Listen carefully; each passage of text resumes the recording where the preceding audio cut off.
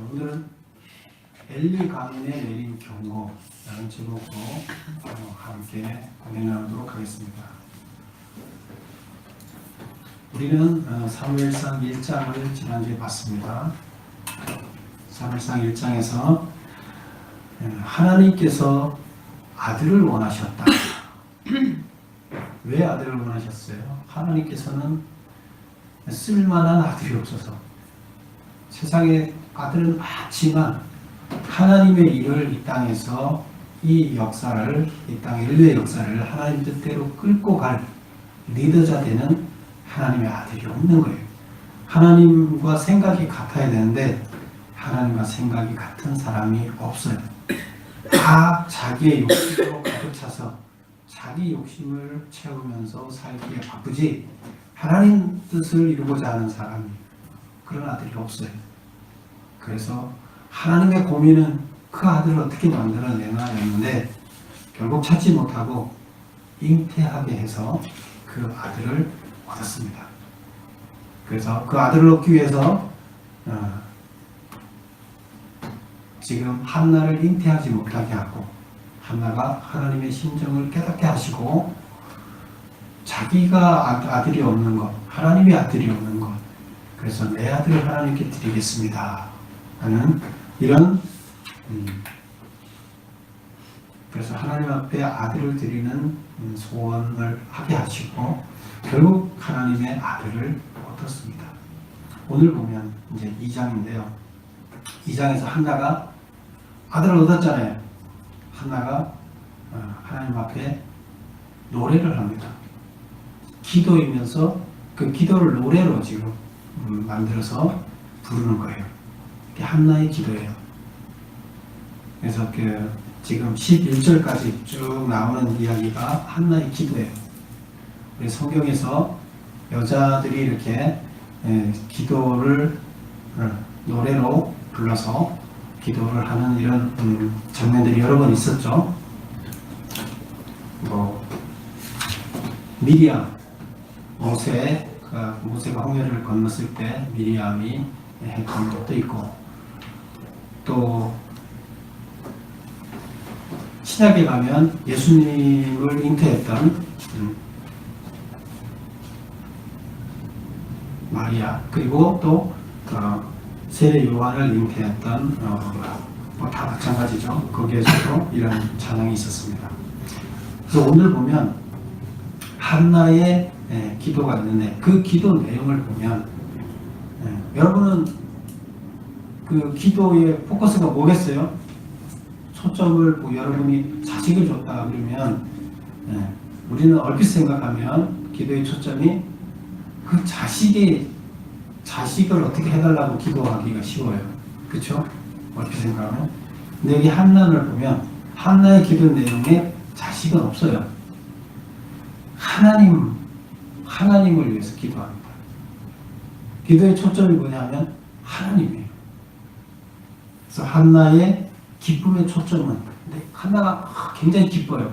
근데 그 기쁨의 초점이 뭐냐면 하나님과 한나와의 관계가 정립된 거예요. 어떤 관계? 구원이라는 관계가, 구원이 확실하게 보여지면서 하나님이라는 분이 보여진 거예요. 아들이 보여진 게 아니에요. 그래서 기도의 초점은 하나님이 됩니다. 기도 내용이. 한나의 찬양은 기적적으로 얻은 아들에게 초점이 맞춰져 있는 것이 아니다. 큰 일을 행하신 여호와께 향했다. 그래서 우리 1절을 한번 볼까요? 내 마음이 여호와로 말미암아 즐거워하며 내 뿔이 여호와로 말미암아 높아지며 내 입이 내 원수들을 향하여 크게 열렸으니 내 마음이 기쁘다. 뿔이 높아졌다. 입이 열렸다. 이는 내가 주의 구원으로 말미암아 기뻐함이니이다. 왜 이렇게 내가 기뻐하고 왜 내가 뿔이 높아지고 입이 열리고 했느냐? 주가 구원함으로 말미암아 내가 기쁨을 얻었다. 주의 구원으로 말미암아 내가 기쁘기 때문에 그렇다. 그럼 그전에는 구원 못 받았었나요? 받았죠. 받았었는데 아기를 주시는 하나님 체험했잖아요. 하나님을 체험하고 나서 그 구원에 대한 확신. 하나님을 체험하기 전에는 고통 속에 있었잖아요. 아기를 안줘서, 내 아들을 안줘서 내가 지금 저 둘째 부인한테 내가 이렇게 혹한 아주 그 말도 안 되는 이상한 소리를 들어가면서 사람 취급 못 받고 이렇게 살아도 되겠습니까? 하고 하나님 앞에 다 기쁨이 아니고 슬픔이었죠. 그러고 기도하고 그랬는데 기도하는 순간 하나님을 만났어요. 하나님을 만나고 나서 모든 고민이 다 사라졌어요. 변한 건 하나도 없어요. 기도했고 하나님을 만났어요. 하나님을 만나서 바뀐 거예요. 그럼 바뀐 게 뭐예요? 지금 당장 아들도 없어요. 하나님을 만난 게 바뀐 거예요. 하나님을 만나서 마음에 구원의 확신을 받은 거예요. 그래서 여기 보면 주의 구원으로 말미암아 기뻐한다. 뭐 아들 주셔서 내가 기쁘다 이게 아니에요. 그래서 여기 이제 이 포커스가 다 하나님으로 맞춰져 있다는 거. 그 한나의 기쁨, 찬양이 하나님으로 맞춰져 있다는 거. 이것이 하나님을 만난 사람들의 특징이에요. 하나님을 만나면 하나님을 만났던 그것이 큰 거지 아들을 준 게 큰 게 아닌 거예요. 하나님을 체험한 게 그게 큰 거지 아들은 언제 얼마든지 줄 수 있는 거예요. 하나님 뭐 100명은 못 주겠어요? 아들이 중요한 게 아니에요. 그리고 이제 여기 이제 기도, 이 찬양, 식구, 시인데 보면 히브리 문학의 그 특징이 뭐냐면 삼중 반복독이라는 게 있어요. 그 1절에서도 내 마음이 즐겁다, 내 뿔이 높아졌다, 내 입이 이렇게 세 가지를 얘기를 하죠. 그 반복을 해요. 같은 뜻이에요. 내가 기쁘다는 것을 반복하기 위해서 내 마음과 내 뿔, 내가 뿔이 높아졌으니까 내가 이제 그전에는 나 자존심이 없었는데 자존심이 올라갔다 이런 얘기죠. 그 다음에 내 입, 말할 말이 없었는데 지금은 이제 입이 열려서 상대방한테 나를 괴롭히는 사람한테 말할 수 있다. 이게 내가 완전히 바뀐 거잖아요. 근데 같은 얘기예요. 내 마음이 기쁘다를 똑같은 다른 형식으로 세 번 이렇게 반복 표현하는 거예요. 그래서 이것을 세 번에 거쳐서 다른 말을 써서 같은 나는 기쁘다는 얘기를 표현합니다. 그게 이제 삼중 반복법인데 또 있어요. 그게 2절을 볼까요? 여호와여 같이 거룩하신 이가 여호와와 같이 거룩하신 이가 없으니 이는 주밖에 다른 이가 없고 거룩하신 이가 없고 주밖에 다른 이가 없고 우리 하나님 같은 반석도 없으시다. 거룩하신 이가 없고 다른 이가 없고 반석도 없다. 그래서 거룩하신 이가 없다. 하나님은 거룩하신 분이다. 유일하게 거룩하신 분이다. 또 주밖에 다른 이가 없다. 그래서 처음에 거룩하다, 다른 이가 없다, 유일하다, 반석같이, 반석은 변하지 않죠. 그대로 있죠. 그래서 신실하다 그런 뜻이에요. 그래서 하나님을 지금 하나님 절대자 하나님을 지금 얘기를 하는데 그 절대자 하나님을 세 번에 거쳐서 다른 표현을 써서 얘기를 합니다. 대상은 그냥 하나님이에요. 근데 그 표현을 그 하나님은 거룩하다고 한 번은 얘기하고 한 번은 유일하신 하나님이라고 한 번은 신실하신 하나님이다. 반석의 하나님이다. 다른 이가 없다. 유일하다. 거룩하다. 뭐 이렇게 표현을 써서 얘기를 합니다. 그래서 한나의 기도는 반복법을 쓰는데 앞에서는 기쁘다는 얘기를 반복하는 거고 두 번째는 하나님에 대해서 이렇게 반복적으로 이야기를 한다. 이렇게 보면 되겠습니다. 3절로 볼게요. 심히 교만한 말을 다시 하지 말 것이며 오만한 말을 너희 입에서 내지 말지어다. 여호와는 지식의 하나님이시라 행동으로 달아보시느니라. 그래서 지금 교만한 말을 하지 말라. 주로 교만한 말을 누가 했을까요? 분인나가 했겠죠. 둘째 부인 분인나가. 오만한 말을 하지 마라. 누가 했을까요? 브린나가 자기를 향해서 많이 했겠죠. 그래서 교만한 말을 다시 하지 말라. 오만한 말을 너희 입에서 내지 말라. 왜? 하나님은 지식의 하나님이시라 행동을 달아보시느니라. 무슨 말이에요? 행동을 달아본다. 지식의 하나님인데 행동을 달아본다. 우리가 무게를 달아본다 그러면 그 사람이 무게가 나가느냐 안 나가느냐, 이 물건이 무게가 나가느냐, 무게가 안 나가면 뭐예요? 들은 게 없다는 거잖아요. 이 컵만 있으면 물이 없으면 무게가 안 나가겠죠. 들은 게 없어요. 사람을 달았더니 사람의 무게가 나간다. 그 속에 하나님이 건질 물이 있다는 거예요. 뭐 진실, 정의가 있다. 그런데 그게 없고 나쁜 것만 들어있다. 그건 무게가 없어요. 하나님 보시기에 필요한 게 아니니까.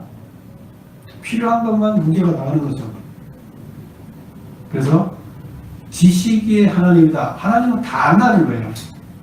지식의 하나님이라는 건 다 아는 하나님입니다. 너 속을 다 들여다보고 있다. 행동을 달아보신다. 여러분들이 어떤 생각을 하고 있는지, 어떤 행동을 하고 있는지 아무도 모를 것 같지만 하나님은 다 안다는 거예요. 그래서 하나님 앞에는 숨길 게 하나도 없다는 거예요. 얘기는 왜 했을까요? 브린나가 자기를 향해서 그거 얘기했지만 자기는 진실하게 기도했더니 하나님께서 만나주셨더라. 브린나는 막 자기의 그 세상적인 이익을 구하기 위해서 첫째 부인의 자리를 넘보기 위해서 막 흉을 보거나 한나를 낮추고 자기가 높아지려고 했지만 하나님께서는 결국에 신실하게 기도한 한나를 높이지 않았느냐. 하나님 다 안다는 거죠. 그런 얘기를 합니다. 그 다음에 용사의 활은 꺾이고 넘어진 자는 힘으로 띠를 기도다. 용사의 활은 꺾이고 넘어진 자는 한나였죠. 용사는 분인나였죠. 바뀌었다는 거예요. 완전 뒤집어진 거예요. 반대로 된 거예요, 지금. 용사는, 사람을 죽이려 하던 용사는 오히려 활이 꺾여서 힘이 없어지고, 넘어진 자는 하나님이 일으켜서 힘을 실어줬어요. 풍족하던 자들은 양식을 위하여 품을 팔고, 줄이던 자들은 다시 줄이지 아니하도다. 전에는 임신하지 못하던 자 7을 낳았고, 임신하지 못하던 사람이 7을 낳았다. 이제 이 얘기는 뭐냐면, 하나님 만나면 다 이렇게 바뀔 수 있다. 하나님은 얼마든지 우리 인생을 뒤집을 수 있다. 반대로 역전시킬 수 있다. 그런 분이다. 그런데 임신하지 못하던 사람이 7을 낳았다. 여기 7이라는 것은 뭐 숫자 7명을 낳았다 그런 뜻이 아니라 완전한 것을 얘기합니다. 그래서 임신하지 못하는 자는 완전하지 못한 자잖아요. 다시 임신하게 됐다. 완전하게 됐다. 이제 아들을 낳을 수 있게 됐다. 자식을 낳을 수 있게 됐다. 이제 이런 뜻으로 보면 됩니다. 그 다음에 자녀를 둔 자는 쇠약하도다. 자녀를 둔 자는 누구였어요? 브린나였죠. 근데 그는 자식이 많으면 번성해야 되잖아요. 근데 쇠약한다는 거예요. 왜? 하나님은 의로운 자들을 번성하게 하시고 악한 자들을 번성하게 하지 않기 때문에 결국에 지금 눈에 보면 우리 잠깐 이렇게 쳐다보면 악한 자가 번성하는 것 같지만 그렇지 않다. 하나님은 의로운 자를 번성하게 하신다. 그래서 내가 지금 한 명의 자식을 낳았지만 하나님은 그를 역사를 이끄는 자로 쓰고 그의 후손들을 통해서 일을 하실 거다. 브린나가 많은 자식이 있지만 그들이 뭘 보고 배우겠느냐?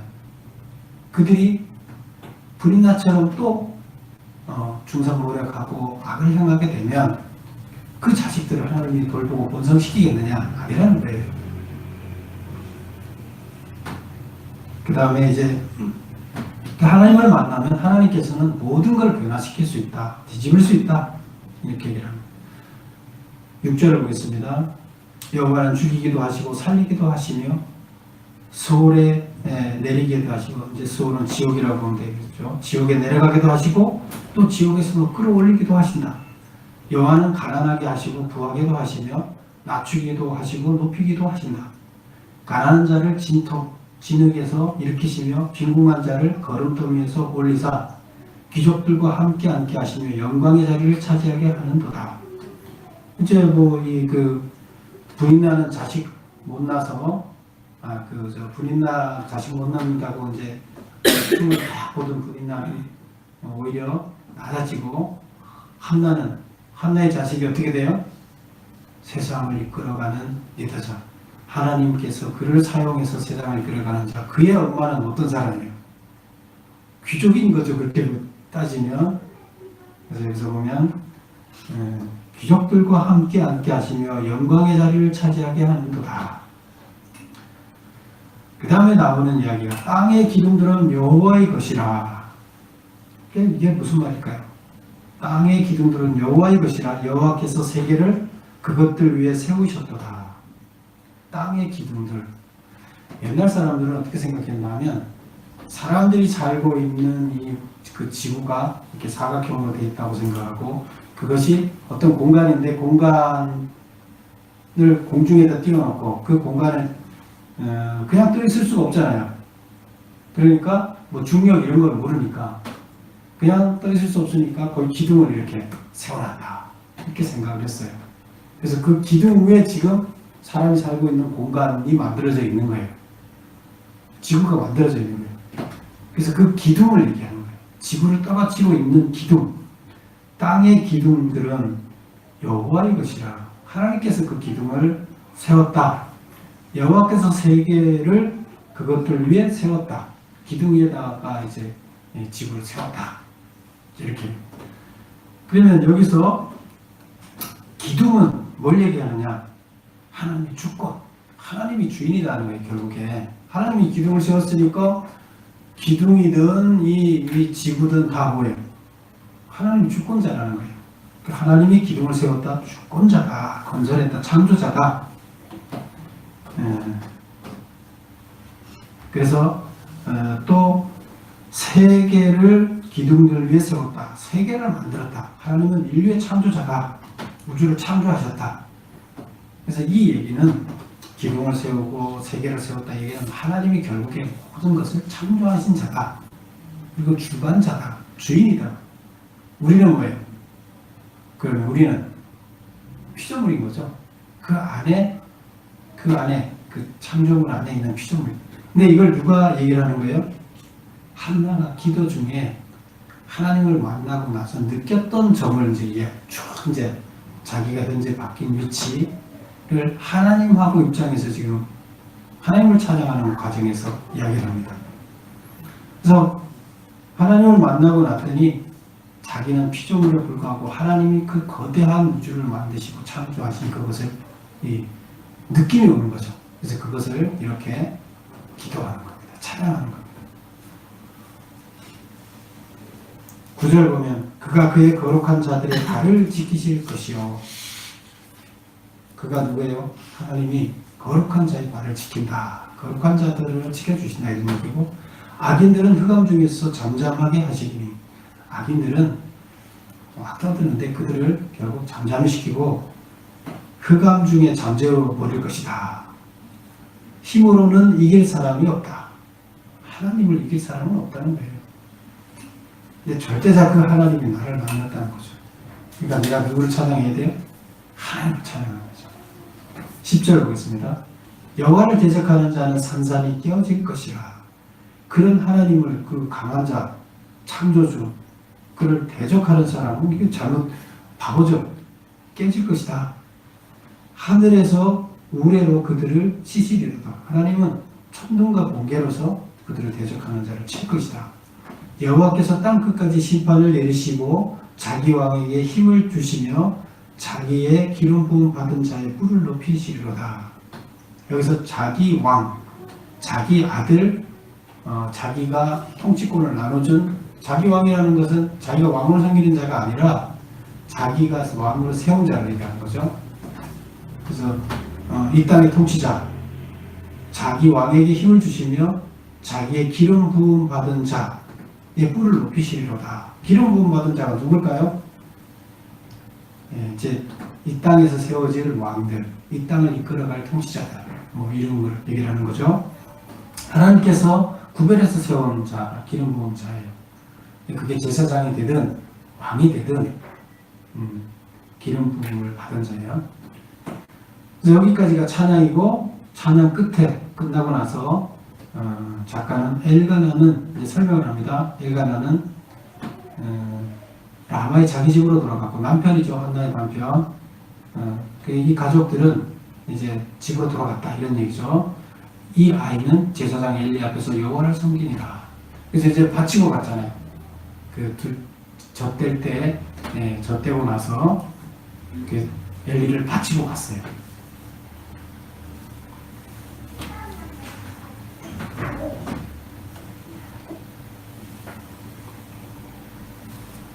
그 다음에 이제 12절부터 나오는 이야기가 끝에까지 나오는 이야기는 뭐냐면 엘리 제사장의 아들들의 이야기가 나오고, 거기에서 사이사이에 또 누구 이야기가 나오냐면 사무엘 이야기가 비교가 되면서 나옵니다.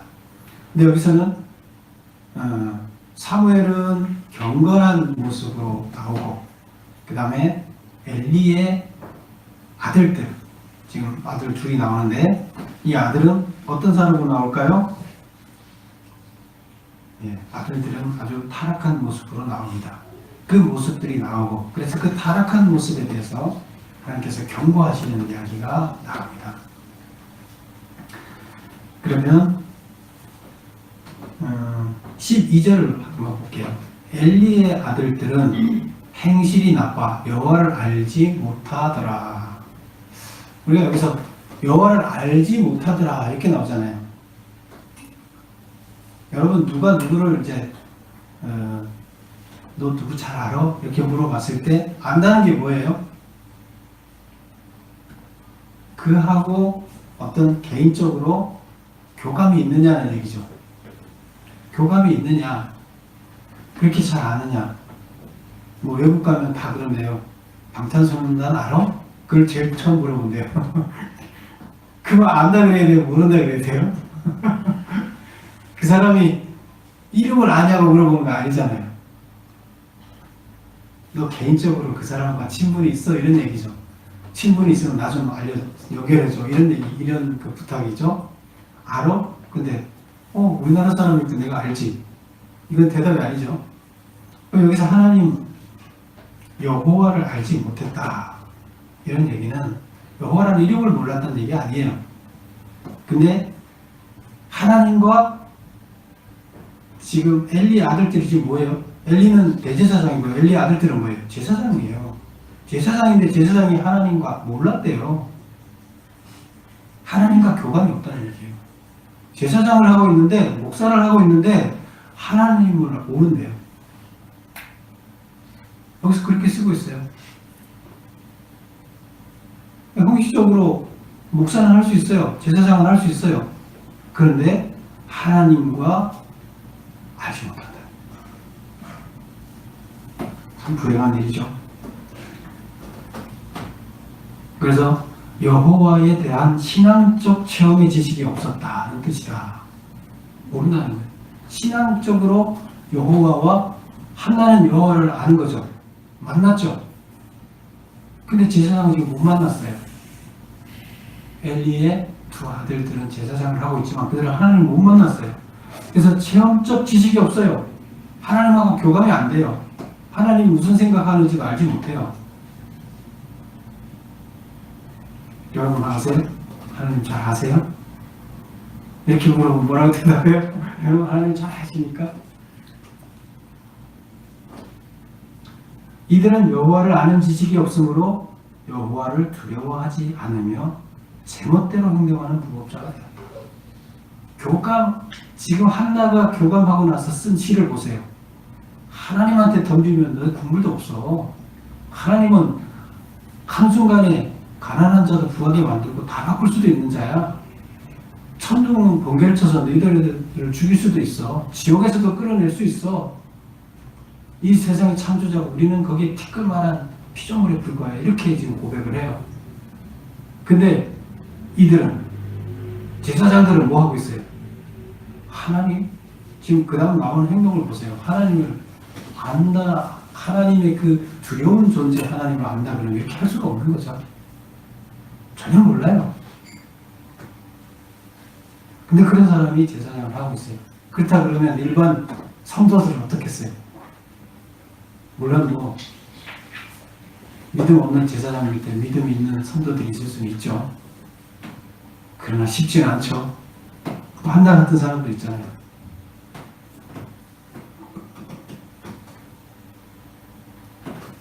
엘리의 두 아들의 타락은 무엇인가? 이제 쭉 설명이 나오는데 기니까 이제 12절부터 17절까지 나오는 이야기는 재물에 손을 대는 이야기예요. 그래서 재물에 손을 대는데 재물에 어떻게 손을 대나 하면 13절을 볼까요? 13절 보면 제사장이 백성들에게 행하는 관습은 이러하니 관습 쪽으로 했다는 거예요. 어떻게? 어떤 사람들이 제사를 드리고 그 고기를 삶을 때에 제사장의 사환이 와서 제사장이 심부름꾼을 시켜요. 그래서 갈고리로 고기를 긁고 오라 그래요. 삶고 있는데 먼저 갖고 가는 거예요. 근데 제사장 몫은 원래 줬어요? 안 줬어요? 따로 떼줬어요 이미. 그리고 이거는 지금 거기 오는 사람은 화목제로서 나눠 먹어야 돼요. 근데 그거 자기 거는 챙겨놓고 그걸 갖다 파는지 어떻게 하는지 모르겠지만 그리고 또 여기 와서 똑같이 가는 거예요. 또 그 다음에 15절을 보세요. 기름을 태우기 전에도 제사장의 사환이 와서 제사 드리는 사람에게 이르기를 제사장에게 구워드릴 고기를 내라. 그가 내게 삶은 고기를 원하지 아니하고 날 것을 원한다. 그래서 원래 그 제물로 드릴 때는 잡아서 먼저 하나님한테 기름을 태워서 드리는 거잖아요. 태워서 드리는 번제잖아요. 그걸 드려야 되는데 그 전에 고기 잡을 때 와서 벌써 자기 것 몫을 내놓으라고 해요. 하나님한테도 안 드렸어요. 자기 것부터 내놓으래요. 말이 돼요? 하나님 교회 헌금을 하는데 이거는 내 몫이니까 너 헌금하기 전에 내 것부터 먼저 내놔. 이런 거예요. 말이 돼요? 하나님 드린 거에서 그 자기 몫이 있는 거잖아요. 그런데 드리기 전에 낚아채는 거예요. 하나님 것을 강조짓하는 거예요. 그래서 제사법을 무시하고 재물을 강탈했다. 이건 말이 안 되는 거죠. 재물이 어떤 거예요? 여러분, 재물은 어떤 게 재물이었어요?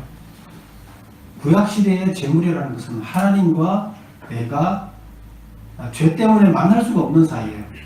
하나님한테 가서 하나님의 은혜를 받아야, 하나님을 만나야 내가 살 수가 있어요. 근데 하나님을 만나러 가는데 만날 수가 없어. 왜? 죄 때문에 담이 있어서. 그래서 그걸 허물기 위해서 죄 문제를 해결하고 하나님을 대면하고 하나님을 대면해야 하나님의 은혜를 받는데, 하나님의 은혜를 받기 위해서 죄 문제를 해결하려면 양을 잡아서 죄 문제를 그 양에 덮어씌워서 죄를 없애고, 그러면서 내가 회개하면서 하나님과 만날 수 있는 거예요.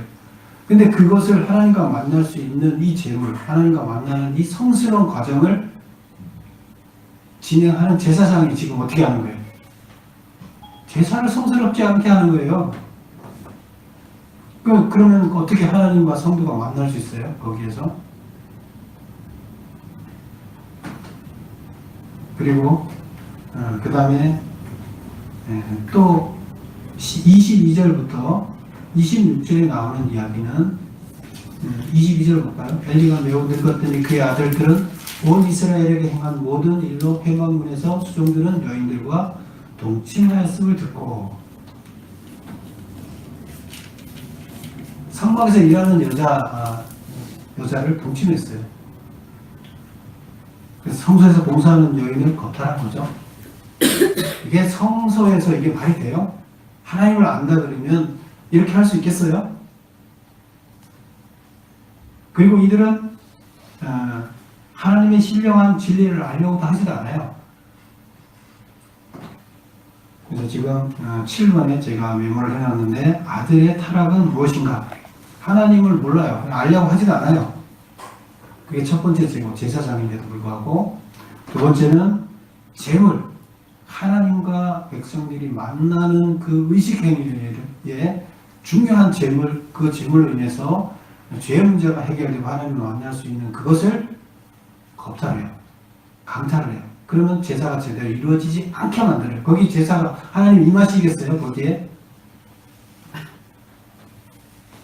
그 다음에 성소에 온 여자들, 성소에서 일하는 여자들을 겁탈해요. 이 정도면 제사장들이 이런 짓을 하고 있다 그러면 뭐 오늘날도 목사들이 성문제 때문에 욕먹는 경우가 지금 한두 건이 아닌데 이런 것들이 다 뭐예요? 하나님을 모르는 거죠. 하나님을 알면 그렇게 할 수가 없는 거죠. 그래서 제사장이 지금 이러고 있어요. 엘리의 아들들이 이 짓을 하고 있습니다. 하나님이 지금 제사장이 이렇게 사는데 백성들한테서 하나님이 일을 할 사람을 찾겠어요. 대제사장 아들이 일을 하는데 대제사장 아들 중에서 하나님 일을 할 수 있는 사람을 찾겠어요. 없다는 거예요. 그래서 자 12절에서 17절 이야기를 하면서 17절 한번 볼까요? 16절까지 그 나쁜 짓, 엘리 자식들의 나쁜 짓을 얘기하면서 17절에 이 소년들의 죄가 여호와 앞에 심히 크면 그들이 여호와의 제사를 멸시함이었더라. 17절에 이렇게 죄가 있다 얘기하고 그 다음에 이제 18절부터 21절 사이에 나오는 이야기는 엘리 제사장의 아들들의 행실과 비교되는 사무엘의 이야기를 하는 거예요. 사무엘의 이야기를 하면서 마지막에 21절 보면 여호와께서 한나를 돌보시사 그로 하여금 임신하여 세 아들과 두 딸을 낳게 하셨고 아이 사무엘은 여호와 앞에서 자라니라. 사무엘이 어디서 자라요? 여호와 앞에서 자라니라. 지금 사무엘은 엘리 앞에서 자라는 거죠. 실제적으로 그 엘리 제사장한테 일단 맡겼잖아요. 젖되고 나서 엄마가 아예 그 성전에 가서 제사장, 대제사장 밑에서 근데 그 누구랑 같이 있겠어요? 엘리의 나쁜 자식들이랑 같이 있겠죠. 같이 한 집에서 사는 거잖아요. 근데 21절 끝에 보면 사무엘은 여호와 앞에서 자라니라. 하나님 앞에서 자라면 하나님 안다는 게 모른다는 거예요. 하나님 앞에서 자라면 하나님 아는 거죠. 그 비교되게 얘기를 해요. 18절을 볼까요? 사무엘은 어렸을 때 세마포 에봇을 입고 여호와 앞에서 섬겼더라. 이 세마포 에봇이라는 것은 우리 절에 가면 중들이 이렇게 옷을 입잖아요. 그렇듯이 성소에서 그 제사장들이 입는 옷을 입는데 꼬마들은 원래 그 옷을 입는 게 아니에요. 입어야 할 그건 아닌데 근데 성스럽게 사는 모습을 그 제사장들의 그 모습을 본따기 위해서 그리고 그 옷을 입은 사람들이 거룩한 옷을 입으면 거룩해져야 되잖아요. 그렇게 살으라고 엄마가 이렇게 그런 옷을 갖다 줬어요. 제사장들이 입어야 하는 옷들을 갖다 주고 그 옷만 입으면서 자기는 무슨 생각하겠어요? 나는 제사장이구나. 절에 스님들이 그 옷을 입으면 무슨 생각하겠어요? 나는 스님이구나. 이렇게 생각을 하겠죠. 이제 그런 거예요. 그 어머니가 매년마다 이제 갔다 이렇게 했다. 근데 어쨌든 지금 엘리의 자식들은 이렇게 살았고 사무엘은 여호와 앞에서 자랐다. 이렇게 비교를 하고 있습니다. 그 다음에 22절에서 26절 이야기가 나올 때 끝에 엘리의 자식들은 여자를 거탈했다 하면서 26절 보세요. 아이 사무엘이 점점 자라매 여호와의 사람들에게 은총을 더욱 받더라. 비교해서 얘기하는 게 계속. 사무엘은 어때요? 여호와와 사람들에게 은총을 받더라. 은총을 받는다는 건 사랑을 받는다는 거예요. 사랑을 받는다는 건 미운 짓을 했는데 사랑을 줄까요? 사랑을 받는다는 건 사랑받을 짓을 하는 거예요. 지금 비교하는 거예요. 엘리 제사장들의 그 아들하고 이렇게 비교해서 이야기를 하고 있습니다. 그래서 8번 제가 메모해놓은 거 보겠습니다. 사무엘의 경건의 모습은 무엇이었냐? 어릴 적부터 성소 봉사를 통해 거룩한 것들을 접하며 겸손함과 섬김의 도를 배웠다. 또한 성장할수록 하나님과 사람들로부터 보다 더 큰 은총을 입었다. 근데 가만히 생각해 보세요. 지금 같은 집에서 지금 자라요. 그렇죠? 엘리 제사장 밑에서 엘리의 자식들도 거기서 자라고 사무엘도 같이 한솥밥 먹고 자라요. 근데 누구는 하나님 뜻에 따라서 자라고 누구는 반대로 자라요. 뭐가 문제예요? 뭐가 이렇게 만든 거예요? 엘리가 사무엘만 교육을 시키고 자식들은 자식은 교육 안 시켜서 그런가요? 왜 그래요? 교육에 있어서 뭐가 문제예요? 고민해 보시기 바랍니다. 같은 집에서 한솥밥 먹고 자랐는데 그럼 씨가 틀려서 그런가? 틀리게 자라고 있어요. 정반대로 자라고 있어요. 중요한 것은 가장 중요한 건 뭘까요? 자기 본인이 세상 환경은 둘째예요. 본인의 의지, 본인이 어떤 생각을 하고 뭘 선택하느냐예요. 그리고 이제 마지막에 27절을 한번 보겠습니다. 27절부터 36절까지 이제 엘리 집안에 저주가 내립니다. 27절만 한번 읽어볼게요. 다 같이 한번 읽어볼게요. 시작. 하나님의 사람이 엘리에게 와서 그에게 이르되 여호와의 말씀이 너희 조상의 집이 애굽에서 바로의 집에 속하였을 때 내가 그들에게 나타나지 아니하였느냐. 지금 여기 누가 온 거예요? 저주를 내리러 누가 왔어요? 하나님의 사람이. 하나님의 사람이 누구예요?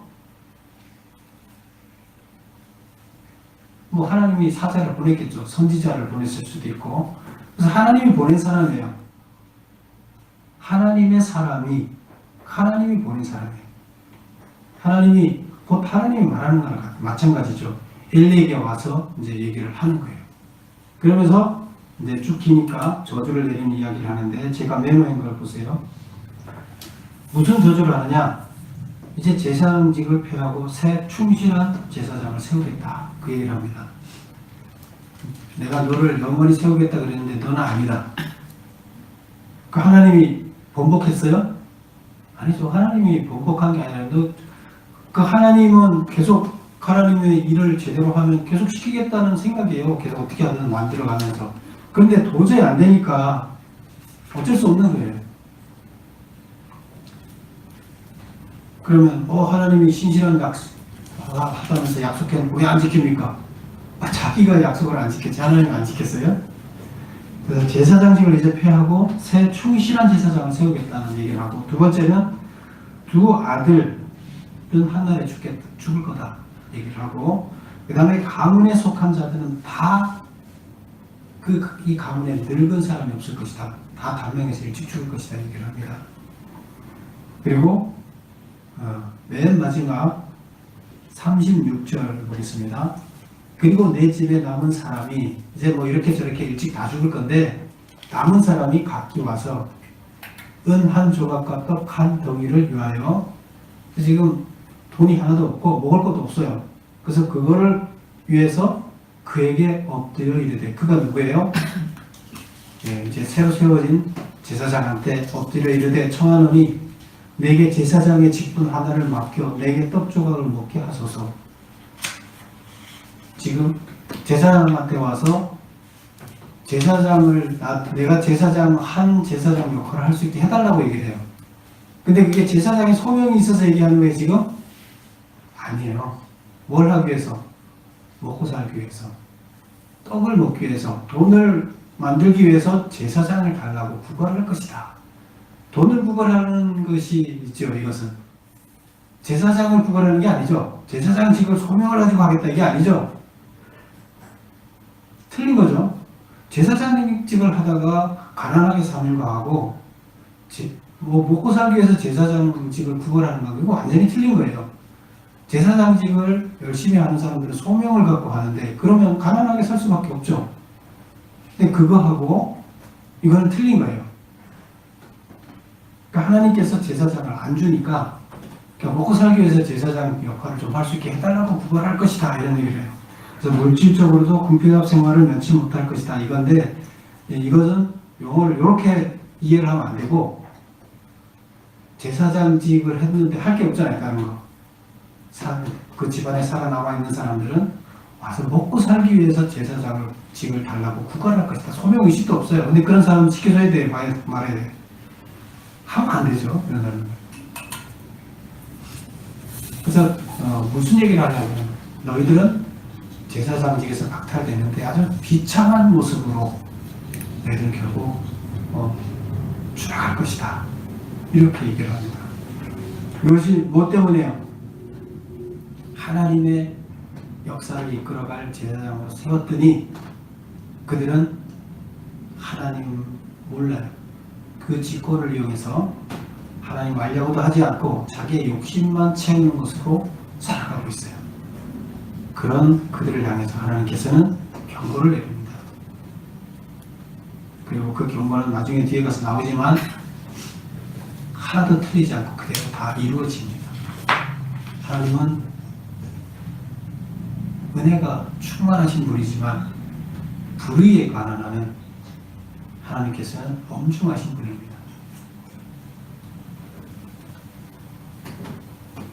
30절을 한번 볼게요. 30절 끝에 보면 나를 존중히 여기는 자를 내가 존중히 여기고 나를 멸시하는 자를 내가 경멸하리라. 30절 끝에 있어요. 나를 존중히 여기는 자는 내가 존중히 여기겠다. 그러나 나를 멸시하는 자는 내가 경멸하겠다.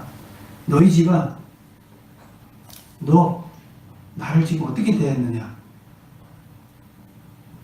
너희들은 경멸당할 것이다. 우리가 똑같이 여기 와서 예배드리러 앉아있지만 하나님을 향한 우리의 마음이 어떤지 우리는 잘 몰라요. 그러나 하나님은 다 아세요. 하나님을 향해서 헌금을 똑같이 드리지만 어떤 사람은 10,000원을 드리고 어떤 사람은 100,000원을 드렸다고 봅시다. 하나님께서 10,000원짜리에 하나님의 마음, 하나님의 마음이 담겨있다 그러면 하나님은 그거를 어떻게 받으시겠어요? 그거는 귀하게 받지만 어떤 다른 목적으로 100,000원을 드렸다 그러면 그걸 귀하게 받을까요? 그렇지 않아요. 물론 귀한 마음으로 많이 드리면 하나님 기뻐하시겠죠. 그러니까 하나님께서는 중심을 보십니다. 하나님을 향한 우리가 존중하는 마음이 있다면 하나님은 그거를 우리를 귀히 여깁니다. 그러나 하나님을 멸시하고 자기 욕심을 채우기 위한 대상을 생각한다면 하나님도 똑같이 우리를 그렇게 대하십니다. 여러분들이 존중받고 싶습니까? 하나님한테 귀한 사람으로 인정받고 싶습니까? 하나님을 귀하게 여기십시오. 모든 거에 가장 귀하게 한나의 기도를 보십시오. 하나님을 만났던 자, 그 기도를 보십시오.